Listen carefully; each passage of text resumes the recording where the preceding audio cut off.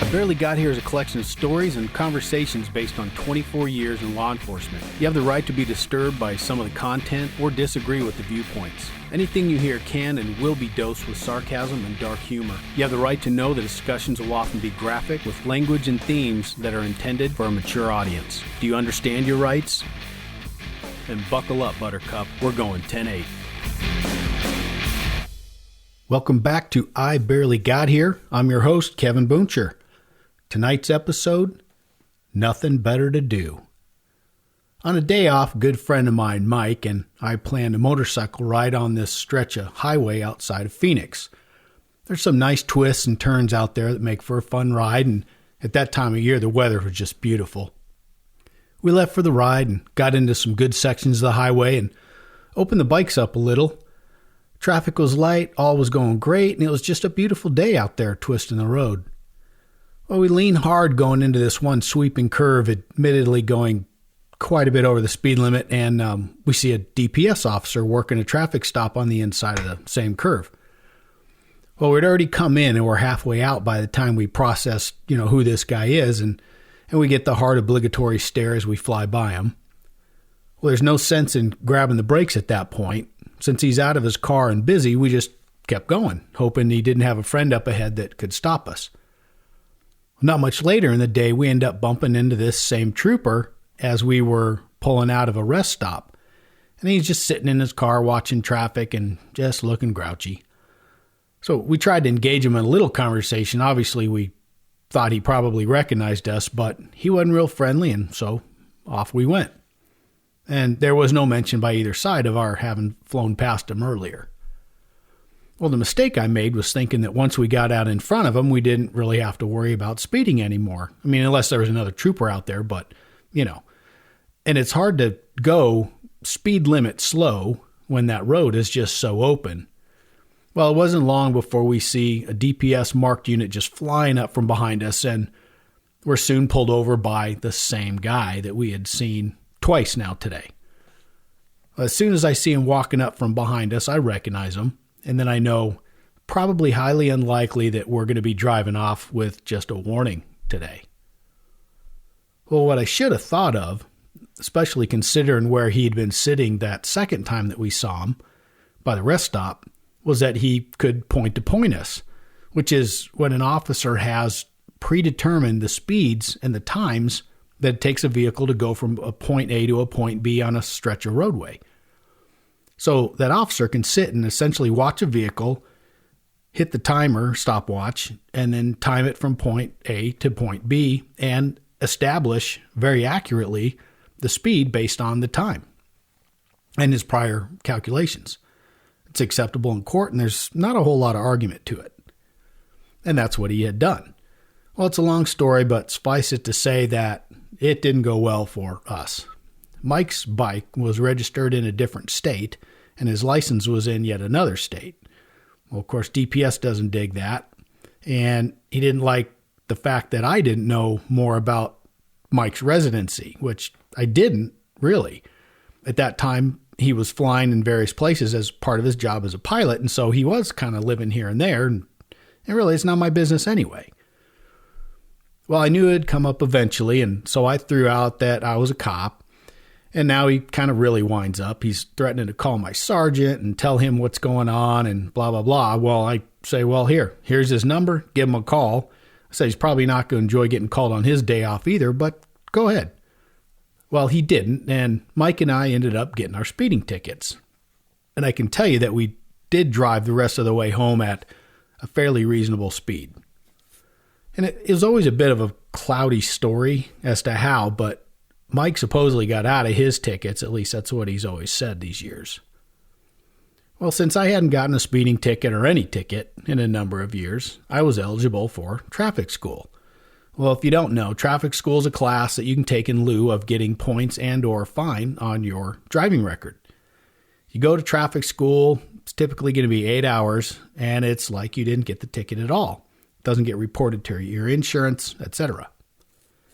It's definitely the way to go, and usually costs a little less than paying the citation outright. It's just a big fee of your time. So I sign up for traffic school, but instead of doing a full day, which you can do, I sign up for 2 sessions of 4 hours each because it just kind of fit better. And I don't know if I could do a full 8. And there was no option back then for doing it online like there is now, so you had to physically attend. And if you missed or you were late, you'd have to start all over with the class, and usually they'd make you pay again. Well, I scheduled both the classes for nights off, so work wouldn't be in the way, and I reluctantly go to the first one, just like everybody else. Well, I was with a number of other social settings. It's easier to just kind of lay low when you're a cop and not tell anybody what you do. There's no real reason to let them know anyway. And it's always slightly entertaining to listen to everybody and their comments, especially at something like this. There's plenty of cop bashing. Don't they have anything better to do? That cop was such a jerk. I didn't do anything wrong. Why don't they go catch a real criminal? Blah, blah, blah. So for 4 hours, I just sit there and do my time like everybody else.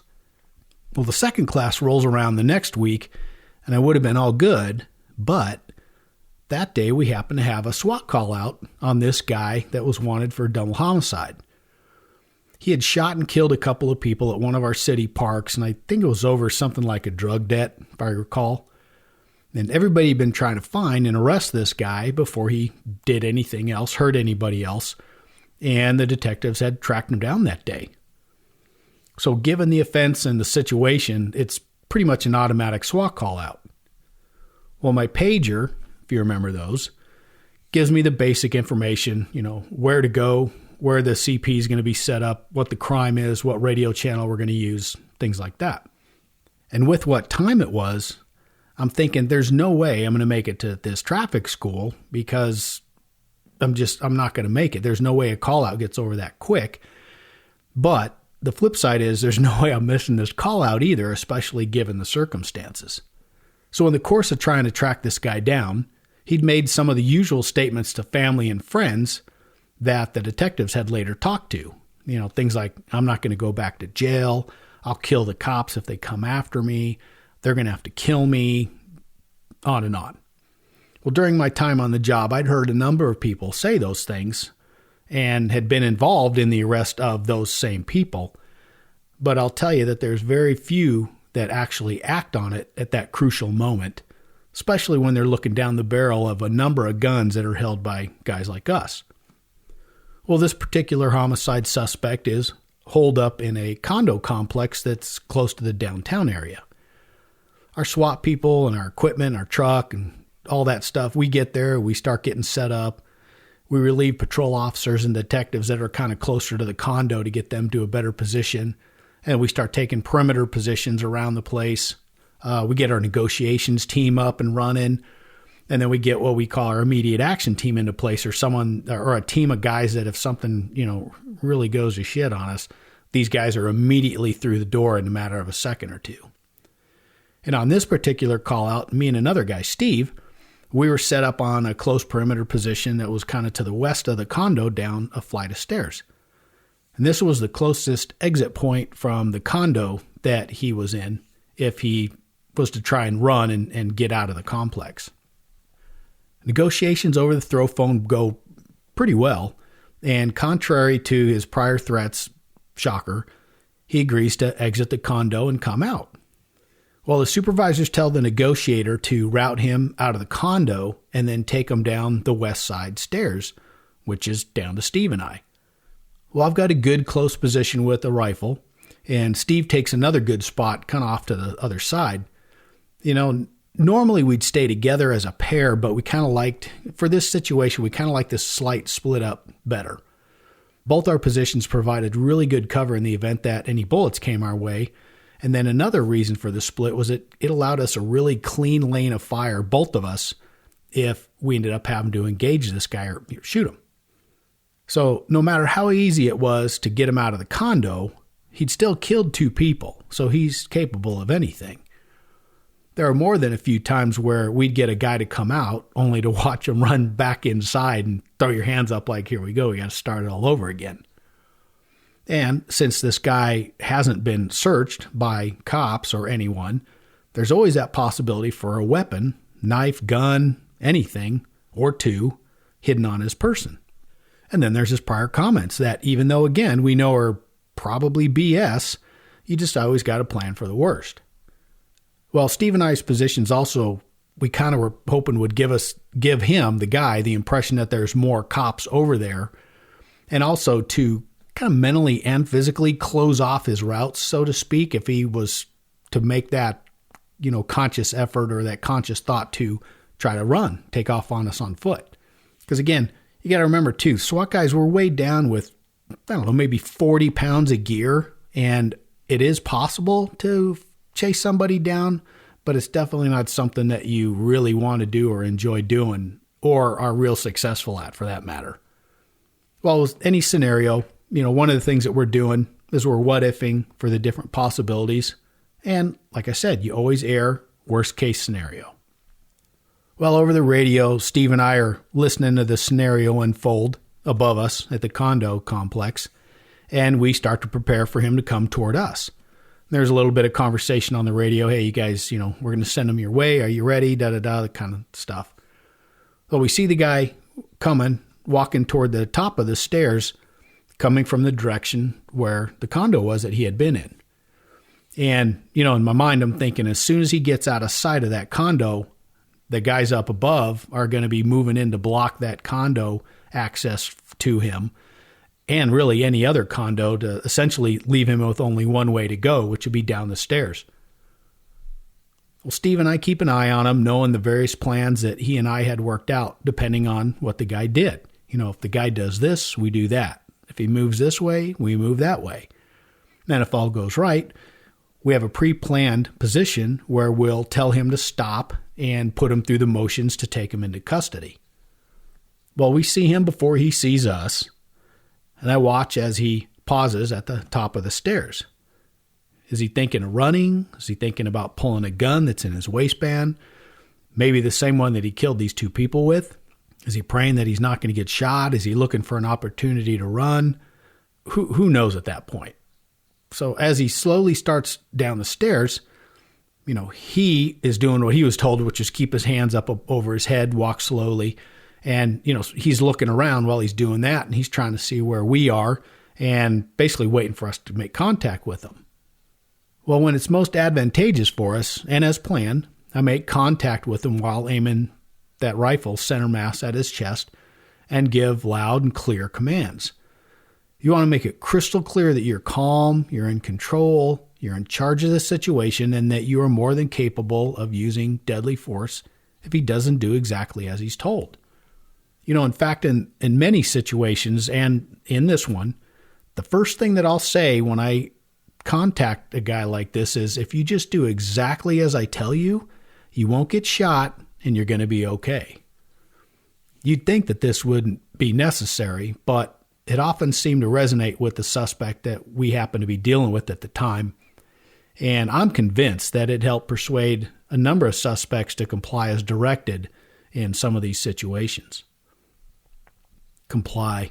That is a word and a topic that, if you've been listening to my podcast, you've heard me talk about a number of times. If I could get people to do just one thing during any encounter with law enforcement, it's comply with what they tell you. Whether you're getting stopped for a speeding ticket or you're this guy who's killed two people, do what they tell you. And if it's truly a screwed up situation, you're going to have legal recourse later. Anyway, back to this. As soon as I finish giving that initial first statement and he looks my way, that's when I think we're probably going to be okay. In so many cases as a cop, you have to size up a person or a crowd in, just a matter of a few seconds to try to guess or think about what is going to happen. And since your life depends on it in some cases, you get pretty good at it. Well, in this case, I could see in this guy's demeanor, I remember his eyes, his body language, how he was kind of shaken. You could hear how he had cotton mouth when he was trying to answer, that he's going to do what he's told and we should be okay. My girls hate this talent. Usually within about 30 to 60 seconds of interacting with a new boyfriend, I've got him figured out. And I haven't been wrong yet, much as they hate to admit it.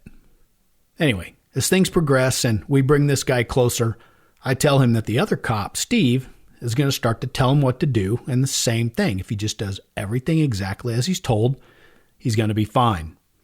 Of course, my point's reinforced when this guy still sees and feels that AR pointed in on him, but nonetheless.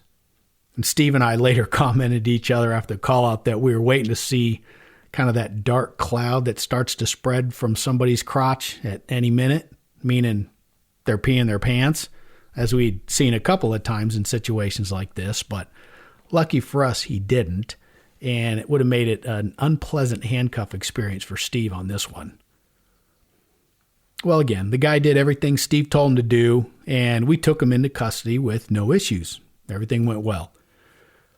The other guys up above sweep or search the condo to make sure there weren't any leftover issues in there or anybody dead or hurt or anything like that before we turn the scene over to the detectives for processing.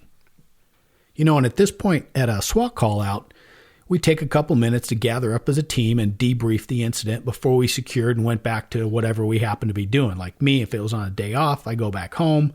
If guys are on a regular day of work, they go back to doing their regular work, whatever. Well, this is done to hash out any equipment issues, discuss problems, discuss something that we could have done better, which there's almost always something you could do better, and sometimes yell at each other a little bit. It's all done to learn and improve for the future, and you better have a pretty thick skin. So as we're gathering up, I look down at my watch and I see that the second half of this traffic school is starting in like 15 minutes. And I'm thinking, how did we get this thing done so quick? But it's done. The call out just went super fast, way faster than normal. So now, damn it, I'm thinking I'm going to have to pay again, and I'm going to have to do that first 4 hours again. But then I think, okay, wait a minute. The call out that we just finished up is literally maybe 3 miles away from where this traffic school is. So after a quick calculation, I figure I can make it to the class if I leave in the next 5 minutes. Well, I hit up my SWAT lieutenant and quickly give him the rundown about the traffic school. Well, he already knew about the speeding ticket. Everybody was in the bureau, because it's just kind of funny when a cop gets a ticket and word spreads quick. Well, since the call out went pretty well and knowing my predicament, he said, go ahead, take off. A couple guys overhear me and they give me a bit of business, and then they're like, hey, walk in with your AR and see if you can get out early. Ha ha. Well, I leave before we even start the debrief, as they let me, and I half run out to my UC take-home car that was in the parking lot next to this condo complex, and I dump all my gear in the trunk. Since I'd been at home at the time of the call-out, I didn't throw any civilian clothes in the car with me. I just grabbed my SWAT pants, shirt, and boots out of the car and, threw those on before I left the house for the call-out. And I never imagined that it would go so quick, so it didn't even register to say, hey, maybe I, just in case, throw some civvy clothes in the car. So I didn't have anything to change into. So if I was going to go, I had no choice but to go in my SWAT uniform. Well, your SWAT uniform is basically just a pair of BDU pants and a long sleeve T-shirt, with police and some SWAT insignia on it. Now, as a police officer, you learn early on that you don't wear anything that identifies you as the cops unless you're armed. Cops are assaulted and shot all the time, and that's on duty. And the last thing you want is to have someone try to hurt or kill you off duty, and you can't even defend yourself. You almost feel naked if you don't have a gun on you, especially when you're on the job. And even now that I'm retired, I still do sometimes. So I jump in my city car and I drive to driving school in my SWAT clothes and my gun belt with my gun in it. Handgun. I get there with just a couple minutes to spare, and I walk in the room, or walk up to the room, I should say, that it's at. And I'm not really looking forward to the next 4 hours as the enemy, but it is what it is. So just like last time, I get closer to the door and I hear people talking and joking and laughing inside, and push open the door and I walk in, and it's like, kind of that needle across the record. Everything kind of stops, and I just have to smile because I know this is going to happen. And all the faces are looking up at me, and the conversation stopped, and they realize that, oh my gosh, that is the guy that we were in here the last time with. They're, trying to put two and two together. Well, I just go over to the instructor table, and the guy's sitting there, and he's kind of surprised, and I tell him, hey, this is the deal, and this is why I'm here like this. Well, first he whispers on the down low. He's like, hey, man, you should have told me something before class started up and I could have tried to make some accommodations for you. I'm like, no, hey, I appreciate that. Thank you, but I'm just going to do my time like everybody else. He says, okay, no problem. Thanks for coming. So I turned to go sit in my same seat as last week, and it's still open.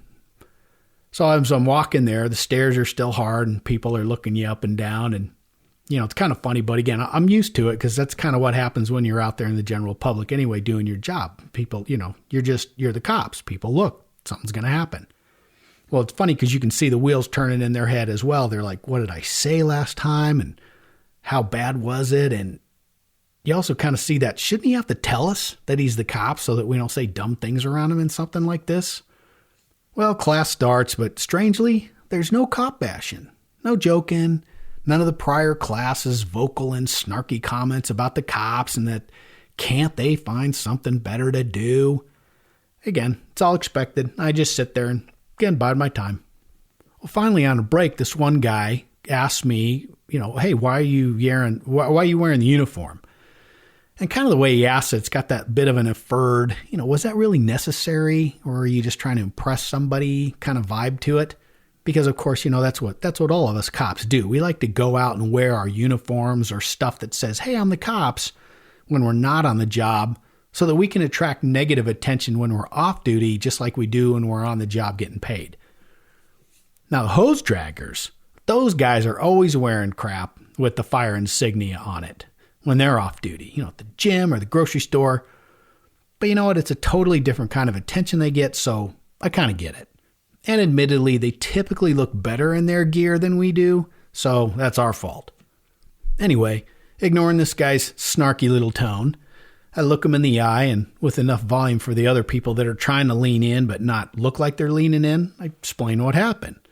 I said, there's this guy, he killed a couple of people in our city park. I'm on the SWAT team. They found out where he was. I got called out. It was my day off. I responded. We talked him out. We didn't have to kill him, and everything went really well, actually. And then I had this class. Just like anybody, I didn't want to recycle and have to do it again. Unfortunately, this is all I had, so here I am. Well, at the pause and a little wow and not much else, he kind of turns away and sits back in his seat. And pretty much I can say that for the rest of the class, no one really talked to me very much. A couple people, little chit-chat, nicety stuff here and there, but no more questions, no more comments. Well, the only drag was after a much more boring 4-hour class because nobody was chirping like the last time, I get done with driving school. And as I'm driving home in my take-home car, I'm thinking about, what a great day it was. Great day. Got things done earlier in the day. I had a solid SWAT call-out where we arrested this guy and got him off the street. And then I still got to finish up this damn driving school and didn't have to recycle or do it over again. So now there's nothing left to do but grab a quick shower and see if I can catch up with some of the fellas somewhere out running around. With that, I close this episode of I Barely Got Here. I want to thank you for listening, and if you like the show, please subscribe, post a review, ask any friends or family to give it a listen. I'd really appreciate it. If you have any questions or comments, you can shoot me an email at ibarelygodhere@gmail.com, and you can also follow me on Instagram or Facebook. Sam42 is 107.